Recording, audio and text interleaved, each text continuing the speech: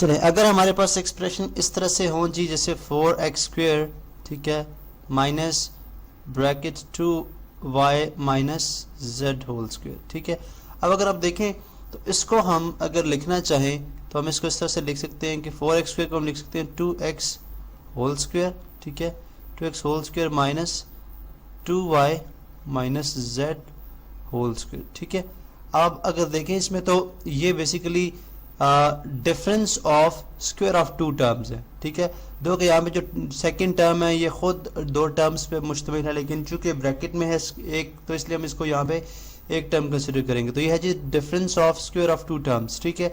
अब इस केस में हमें पता है, हमने एक फार्मूला पढ़ रखा है, वो किसके इक्वल होता है, square minus B square equal होता है जी A plus B into A minus B, यानी ए प्लस बी और ए माइनस बी के प्रोडक्ट के इक्वल होता है, ठीक है। अब यही वाला फार्मूला हम यहाँ पे यूज करेंगे, ठीक है। आप बेशक सपोज भी करा लें, लेट से a is equal to 2x है, ठीक है, और b is equal to 2y minus z है, ठीक है।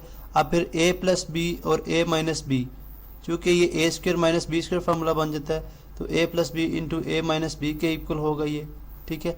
यानी अगर आप यहाँ पे देखें तो ये a स्क्वायर है देन माइनस बी स्क्वायर है, चूँकि ये a plus B into A minus B के इक्वल होता है। फिर उसके बाद हम वैल्यूज यहाँ पे रिप्लेस करा सकते हैं।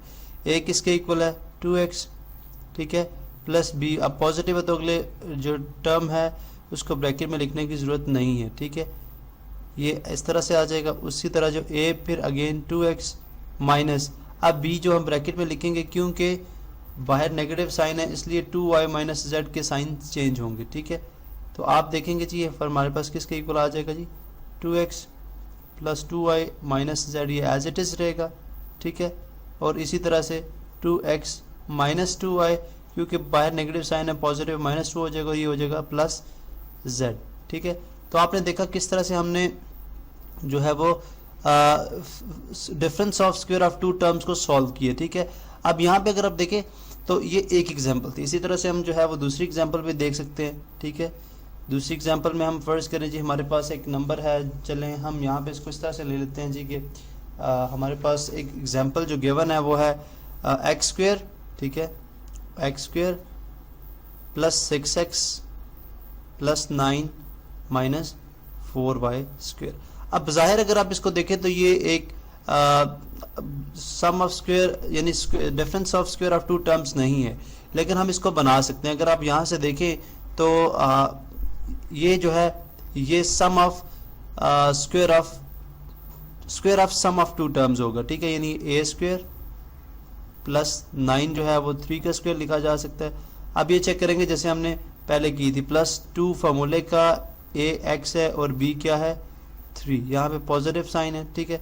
तो ये a plus B whole square है माइनस 4y को हम लिख सकते हैं 2y का होल स्क्वायर, ठीक है। अब अगर आप देखें तो ये चूंकि होल स्क्वायर है तो इसको हम कंबाइन, इसको हम बंद करेंगे, क्लोज करेंगे फार्मूले में x प्लस 3 होल स्क्वायर, ठीक है। ये a स्क्वायर आ गया और उसके बाद ये माइनस बी स्क्वायर आ गया, ठीक है। अब ये a प्लस बी और a माइनस बी की इक्वल है तो ये आ जाएगा x प्लस 3 माइनस 2y और इसी तरह से x प्लस 3 प्लस 2y, ठीक है। इससे फ़र्क नहीं पड़ेगा पहले आप पॉजिटिव टर्म लिख लें या पहले नेगेटिव टर्म लिख लें। यहाँ पे मैंने a माइनस बी पहले लिखा है, ठीक है, और फिर उसके बाद a प्लस बी की है, ठीक है। तो आपने देखा जब हमारे पास इस तरह के सवाल होते हैं, ठीक है, तो हम उनको किस तरह से सॉल्व करते हैं, ठीक है। इसी तरह से हम एक और एग्जांपल ले लेते हैं जो कि थोड़ी सी और डिफरेंट नेचर की है, ठीक है।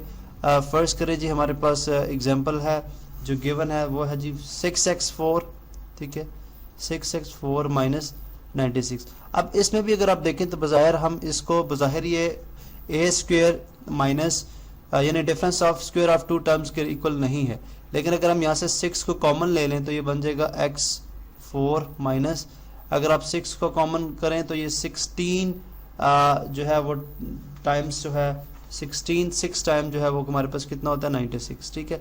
अब इसी तरह से यहाँ से 6 को एज इट इज रहने दें, एक्स स्क्वायर को लिखा x4 को लिखा जाता है एक्स स्क्वायर का स्क्वायर, ठीक है। इसी तरह 16 को हम लिख लेंगे 4 का स्क्वायर, ठीक है, और नेक्स्ट जो है इस तरह से सॉल्व हो जाएगा 6 इंटू एक्स स्क्वायर माइनस 4, ठीक है, यानी एक दफ़ा नेगेटिव और एक दफ़ा पॉजिटिव एक्स स्क्वायर प्लस 4। अब अगर आप देखें यहाँ से हम इसको फर्दर इसके फैक्टर बन सकते हैं, क्योंकि ये फर्दर फैक्टराइज किया जा सकता है। किस तरह से, अगर आप देखें इसके अंदर तो हम x 6 into x square plus 4 का मैं पहले लिख लेता हूँ, ठीक है, एक्स स्क्वेयर प्लस 4 का मैंने पहले लिख दिया, और एक्स स्क्वेयर माइनस 4 ये फर्दर लिखा जा सकता है, यानी एक्स होल स्क्वेयर माइनस 4 का लिखा जा सकता है 2 का स्क्वेयर, ठीक है। तो अगर आप देखें ये बन जाएगा 6 इंटू एक्स स्क्वेयर प्लस 4, ठीक है। अब ये अगेन एक्स प्लस 2 और एक्स माइनस 2। तो आपने देखा कि किस तरह से हमने जो है वो फैक्टराइज किया एक सिंपल सी इक्वेशन, एक सिंपल सी एक्सप्रेशन को हमने बहुत सारे फैक्टर के अंदर जो है लिख दी है, ठीक है। तो अगर हम इन सबको दोबारा मल्टीप्लाई करें तो हम रिवर्स जो है उसी एक्सप्रेशन के हमारे पास वही एक्सप्रेशन दोबारा आ जाएगा, यानी 6x4 माइनस 96, ठीक है, ये एक्सप्रेशन हमारे पास दोबारा आ जाएगा। तो आपने देखा किस तरह से हम जो है वो difference of square of two terms के केस में फैक्टराइजेशन को सॉल्व करते हैं।